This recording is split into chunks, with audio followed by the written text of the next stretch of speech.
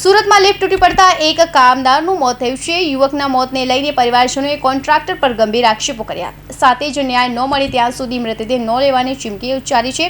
હાલ મૃતકની માતા સહિતનો પરિવાર સિવિલ હોસ્પિટલમાં ન્યાયની માંગ સાથે બેઠા છે। સુરતના અર્જુન વિસ્તારમાં આવેલા વીરભદ્ર ગ્લોબલ ઓએસિસ બિલ્ડિંગમાં દુર્ઘટના સર્જાઈ હતી। સામાન ચડાવતી વખતે લિફ્ટ તૂટી પડી હતી, જેથી યુવક કચડાઈ ગયો હતો। યુવક પર લિફ્ટ પડતા તેનું ઘટનાસ્થળે જ મોત નીપજ્યું હતું, જેને લઈ પરિવારજનો તાત્કાલિક યુવકને સિવિલ હોસ્પિટલ લઈ આવ્યા હતા, જ્યાં તેને મૃત જાહેર કરવામાં આવ્યા હતા। પરિવારજનોએ રોકકળ કરી મૂકી હતી। સુનિતા પાટીલે કહ્યું કે મયુર પાટીલ મારો દીકરો હતો, તે સૂતી ગયો હતો ત્યારે અમિત સરનો ફોન આવ્યો કે મયુર માલ ચડાવવાનો છે, આવો। મેં ના પાડી પણ તેણે શેઠે બોલાવ્યો હોવાથી ગયો હતો।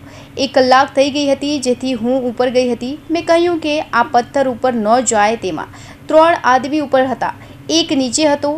મેં તેને બોલાવ્યો હતો, કહ્યું કે ચાલ ટાઈમ થઈ ગયો છે, મોબાઈલ ચાર્જર લઈને આવવું કહ્યું હતું। 13મા માળેથી હું 7મા માળે આવી હતી।